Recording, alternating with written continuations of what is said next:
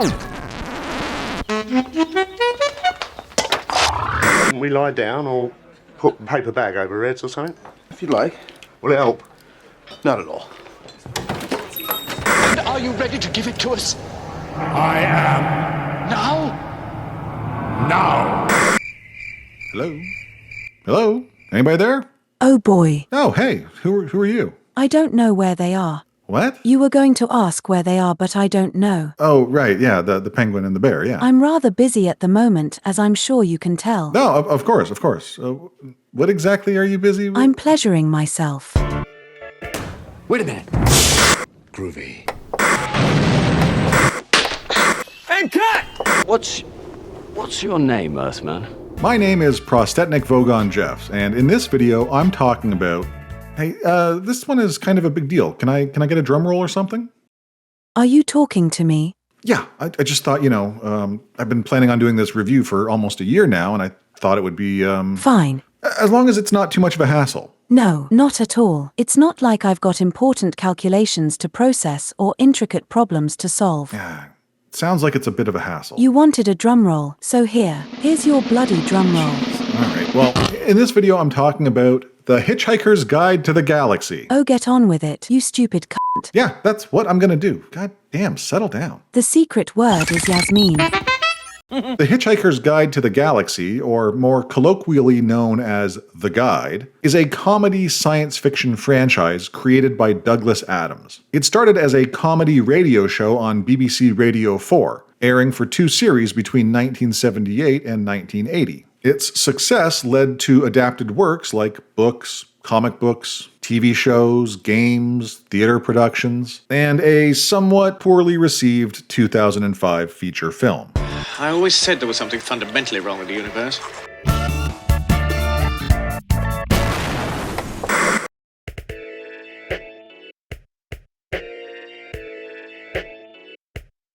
"20 years ago, we were blessed with, depending on who you talk to about it, a slightly above average interpretation of the beloved sci-fi comedy franchise, The Hitchhiker's Guide to the Galaxy. The film was a marginal success. Not a box office bomb, but not wildly successful enough to warrant future investment in the franchise. Doesn't sound that great to me. And the whole thing pretty much killed Douglas Adams. He died of a heart attack in 2001 at the age of 49, just days after handing in a revised script for the production. Now, obviously I'm just having a bit of fun here because I have no idea what caused his heart attack. By all accounts, pre-production was heading in a good direction. After years of trying to get the guide onto the big screen, it was finally happening. Which brings me to the main point I want to make with this video. This movie isn't perfect, correct. It's got a number of faults, and for fans of the franchise, there are most definitely elements that don't live up to the source material. Hopefully we're all in agreement on this. But with the state of the industry at the moment, I hope everyone can recognize that this is as good as it's going to get for the foreseeable future. No one is coming along to make a better version of this. It is what it is. And at the end of the day, it's still a fun movie. A fun adaptation based on one of the best sci-fi properties of all time. Am I being hyperbolic? No. Am I biased? Yeah, probably. To this day, it remains my favorite book. I had to write an essay on it in high school and tried cheating my way through it by listening to the audiobook narrated by Stephen Fry. I ended up loving the audiobook so much, I went straight to reading the book right after, walking away with a love of both the book and Stephen Fry. Hell, it's why my handle is Prostetnik Vogon Jeffs. True, the movie isn't perfect, but I absolutely love it anyway. So, let's get into it.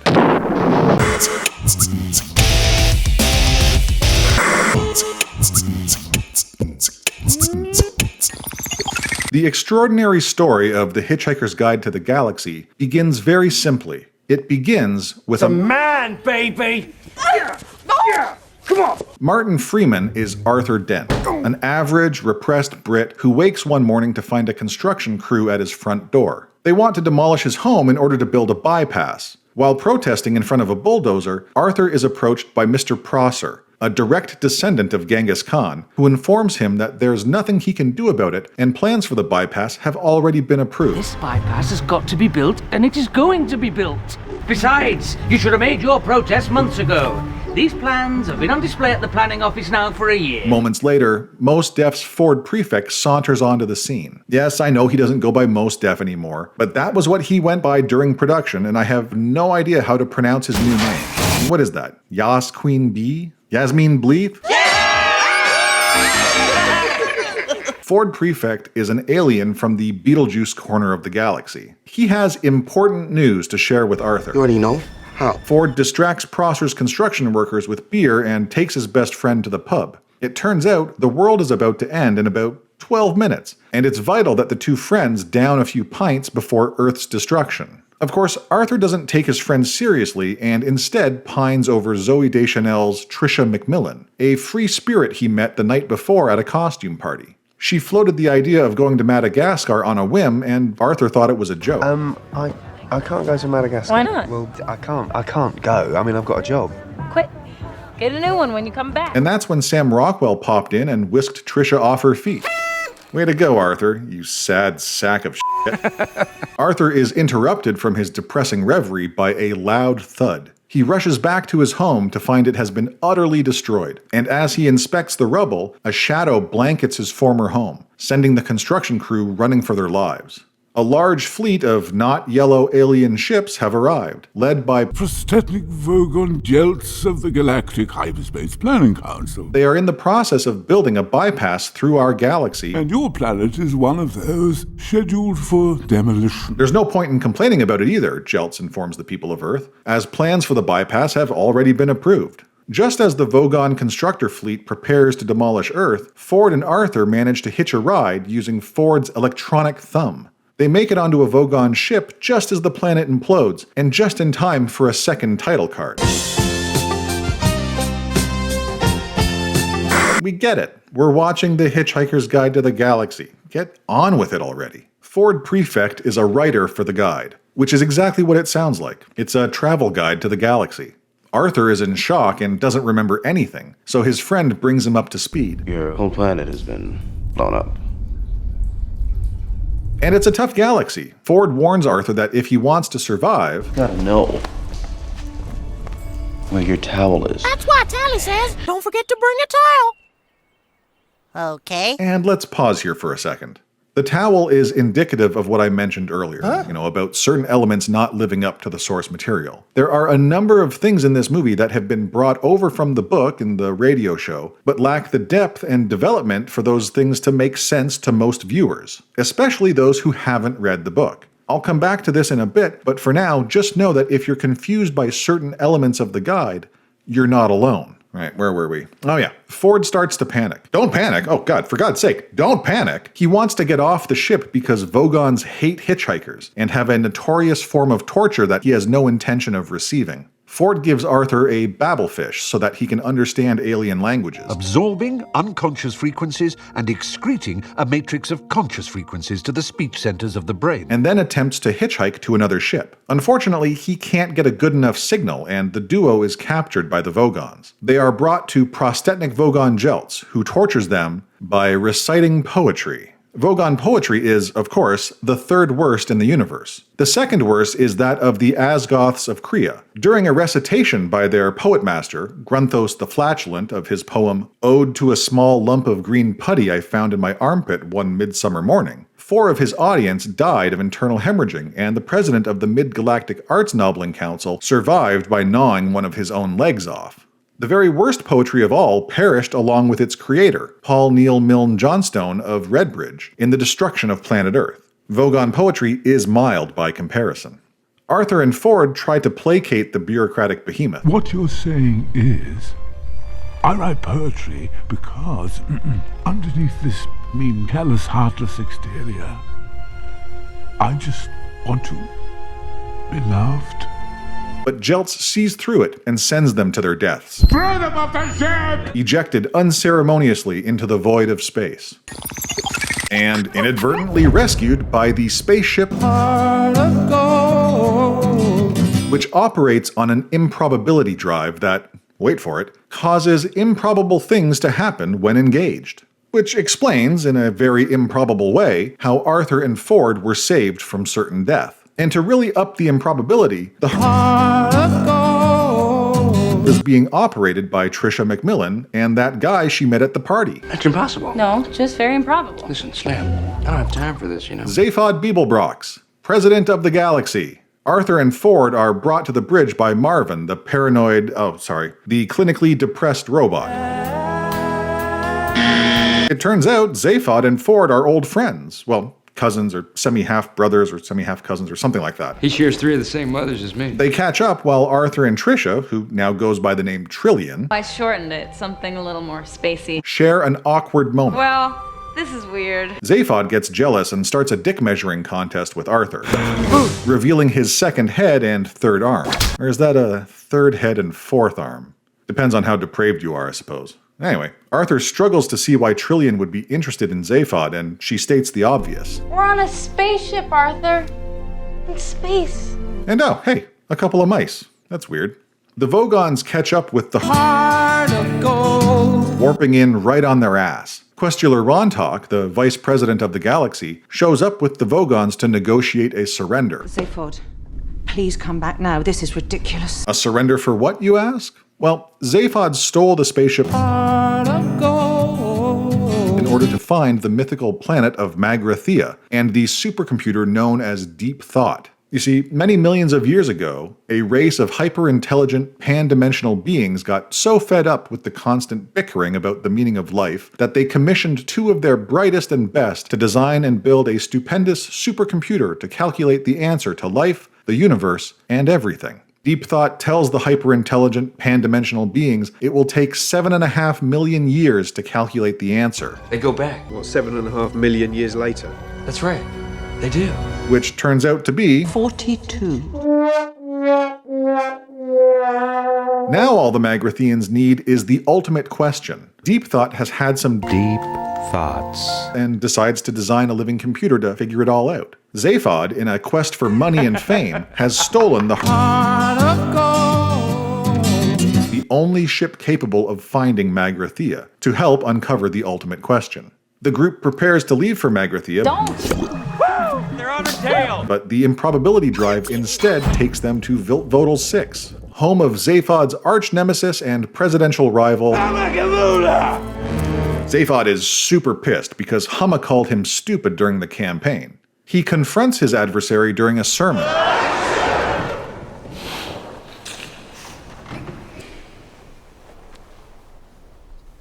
Bless you. But animosity turns into cooperation as Humma has coordinates for Magrathea. Even an infinite improbability drive requires coordinates, which I happen to have. In exchange, all he requires is a gun that was designed by Deep Thought. As insurance, Oh no. he removes Zaphod's second head and holds it hostage until he gets his gun.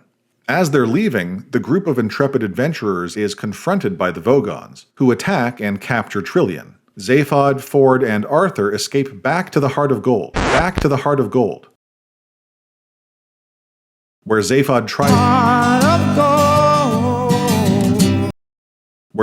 tries to take off to Magrathea. But Arthur demands that they go after Trillian. Unfortunately, the spaceship's guidance system has been tampered with by those goddamn mice. So it's off to the escape pod, and then planet Vogsphere. After a painful welcome... Oh! You too! I think... Okay. Don't think. Nobody think. I have an idea. The guys race through a barren field of Vogon slapsticks and burst into a Vogon ship, demanding to know Trillian's whereabouts. Okay! Where is she? Meanwhile, while being processed by the Vogons, Trillian finds out about Earth's destruction and can barely believe it. As it turns out, the bypass that destroyed Earth was approved by none other than Zaphod Beeblebrox. And for her role in the kidnapping of the President of the Galaxy, Trillian is sentenced to death by the ravenous bug-bladder beast of Troll. Double, meanwhile, Arthur and friends fill out forms furiously in order to rescue Trillian. The Vogons are one of the most unpleasant races in the galaxy. Not actually evil, but bad-tempered, officious, and callous. They wouldn't even lift a finger to save their own grandmothers from the ravenous bug-bladder beast of Trawl without orders signed in triplicate, sent in, sent back, queried, lost, found, subjected to public inquiry, queried, lost again, and finally buried in soft peat for 3 months and recycled as firelighters. With the proper forms signed and submitted, Trillian is released. But she's not happy with Zaphod. You idiot! You signed the order to destroy Earth. Or Arthur, for that matter. You knew. Why didn't you tell me? He threatened me! Get a backbone, Arthur. Everybody crams back into the escape pod and they head back to the Heart of Gold. Arthur tries to apologize to Trillian, and the 2 white mice, getting fed up with Zaphod's progress towards Magrathea, initiate the improbability drive. Upon arrival, the crew of the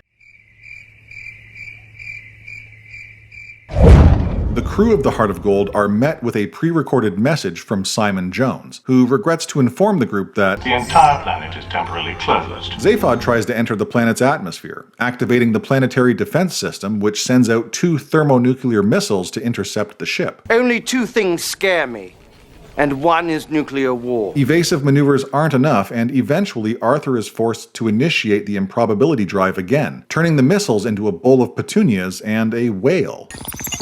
The Heart of Gold lands safely on Magrathea, and Trillian, sick of listening to Arthur's cowardly belly aching, dives headfirst into a portal leading to deep thought.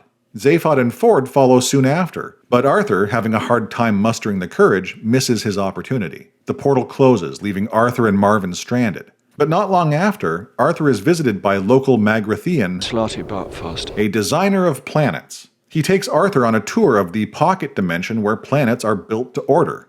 Meanwhile, not meanwhile. That's another word I can use.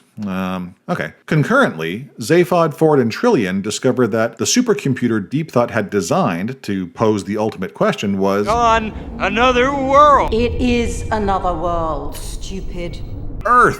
Good thing that f***ing idiot Zaphod inadvertently destroyed the whole damn thing. You sure you don't have the question or a way to, access it or something? What a f***ing moron. Well, I don't want to bother you, so I'm gonna get stiff. The president of the galaxy is absolutely crushed by not being able to find the ultimate question. But at least they found that gun Hamakavula wanted. It's a point-of-view gun. It lets the target temporarily empathize with the shooter. It was designed by Deep Thought, but commissioned by a consortium of intergalactic angry housewives. And serves zero purpose to the plot outside of enabling Trillian's catharsis. You've got no home, and you're stuck with me, another in a long line of men who doesn't really get you. And you're worried you might have blown it with the one guy who really does. Zaphod, Ford, and Trillian are then captured by those 2 white mice. Those 2 hyper-intelligent pan-dimensional mice. Yep, those mice were the 2 kids from earlier. Back in the Pocket Dimension Planet Factory, Slarty Bartfast explains that mice were running Earth the whole time. You must realize that the planet you lived on was commissioned, paid for, and run by mice. Do you mean the little furry white creatures with whiskers, ears, cheese? They were there on Earth as mice, experimenting on you. We were experimenting on them. No. Well, yeah, no. They were operating the Earth supercomputer in aid of finding the ultimate question. So everyone is brought to a recreated version of Arthur's home and drugged by the 2 mice. They believe that Arthur, as the last person to stand on the first Earth, is privy to knowledge that will help them determine the question. But here's the point. We need the ultimate question, or at least one that sounds ultimate. Of course. All we need is the missing piece of the puzzle. Which happens to be your brain.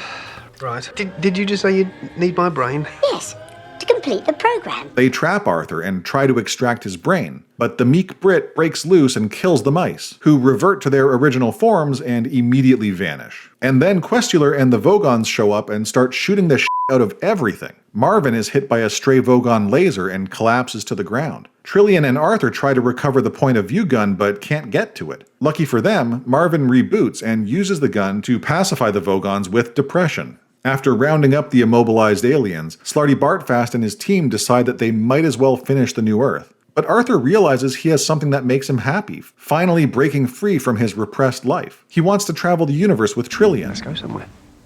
Where did you have in mind? And Ford, always up for an adventure, suggests this great restaurant at the end of the universe. Arthur and Trillian kiss, and as the Earth is reset to its pre-destruction state, the gang heads off into space on the spaceship. The end.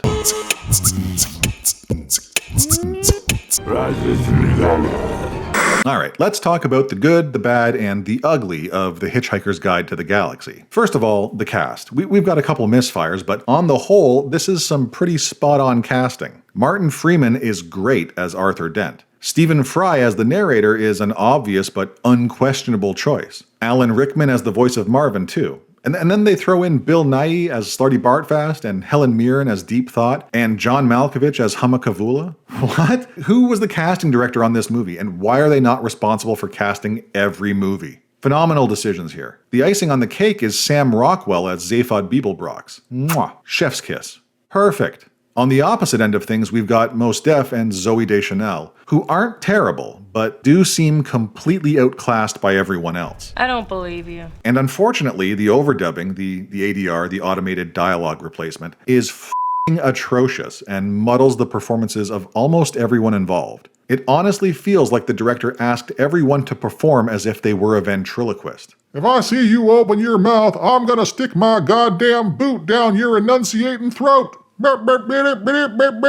When I first saw this movie back in 2005, I thought the audio in the theater was messed up. It was actually, but it turns out that the terrible mumbling line delivery wasn't helping either. Mos Def is responsible for the worst of it. 80% of his lines are unintelligible. And yes, this version of the story has some notable differences from the TV show, which had some notable differences from the book, which had some notable differences from the radio plays. And while it might be convenient to blame Jennings or substitute screenwriter Carrie Kirkpatrick for source material deviations, it's really a moot point. The franchise is well known for having alternate versions of itself. It's always been an evolving beast, and most of the changes made for this movie came from Adams himself, being well aware that movies, TV shows, audio plays, and books are different mediums requiring different approaches to storytelling. And to be blunt about it, without an Avatar-level budget and a committed, talented team, it's an almost impossible film to make. And this leads to something I call the Watchmen dilemma. It's a problem that occurs when adapting properties to the big screen. Some stories are straightforward and simple, easily adapted to other mediums. And some stories are incredibly complex and prove much more difficult. The Lord of the Rings, despite what some uber nerds might drone on about, is an example of a complex story adapted competently to the big screen. It was retold in a way that did not inhibit or preclude new consumers. Just the opposite, it satisfied hardcore fans along with folks who had never touched the books. But then we get movies like The Watchmen, and while I still think it's a great adaptation, I also believe it fails to stand on its own. For a lot of people unfamiliar with the source material, it wasn't as cohesive as it could have been. As a fan of the original comics, it was great to see it on the big screen, but I couldn't help but feel that my memory of the source material was doing a good 25% of the work to connect characters and references, something that should have to be done within the movie. The guide feels the same to me. It feels like a joke or a story that has lived inside someone's head for too long, that when it's finally told, it feels disjointed or incomplete, because half of it still resides in the joke teller's or storyteller's head. For people who know the story, it's enjoyable because you're finally getting to see it on the big screen. You connect the dots in a way that an unfamiliar viewer would not. The elements of the story held together by personal memories. Like, how is someone who has never read the book going to reconcile Arthur and Ford being able to hitchhike onto a ship filled with aliens who hate hitchhikers? In the book, we have the Dentrasi. How did we get on board then? Dentrasi let us on board. They're the aliens who let Arthur and Ford onto the ship. Dentrasi hate Vogons. That's why they let us on board. In the movie, we get a gaping plot hole that only makes sense to those who have read the book. And I think this explains the review scores. Now that is consistent. That's exceptionally rare and accurate. Like I mentioned previously, this is not a great movie. It's ever so slightly shy of good. I beg your pardon? I mean, I look at these scores as an avid fan of the franchise and I think to myself, yeah, that about sums it up. You know what's crazy? There is an alternate timeline where Spike Jonze directed this movie, with Hugh Laurie as Arthur and Jim Carrey as Zaphod. What a strange and glorious universe that must be. But in our timeline, the darkest timeline, Just so you know, Jeff, you were not creating 6 different timelines. we got Garth Jennings, a music video director with no feature film experience, an admittedly decent Arthur, and Yasmin Bleeth. I still love the movie in spite of it all. It's a fun ride. I would absolutely recommend the book and the audiobook before the movie. But that's crazy. You wouldn't do that. That's usually how it works. But why? And obviously, there's only one way to properly end this review. Please don't do this. Now, I'm no poet. Well, if that's the case, maybe you shouldn't. Quiet you. Flashback, please. I think my younger self is about to hit the stage. A science fiction comedy, the likes of which no one has seen. Stop. From radio to page and screen, the guide is great and must be seen. It hurts. Please. With Arthur, Ford, and Zaphod B., president of the galaxy. Trillian deftly guides the ship, while Slarty Bardfast makes... Why are you doing this to me? Pangalactic gargle blasters. Make my heart of gold beat fasters. Bah, enough of this space debauching. I can't take it. Until next time, thanks for watching.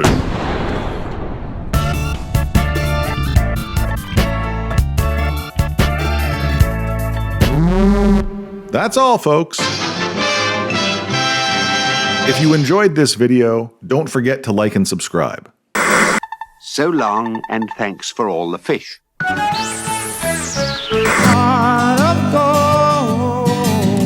If you've done 6 impossible things this morning, why not round it off with breakfast at Milliway's, the restaurant at the end of the universe?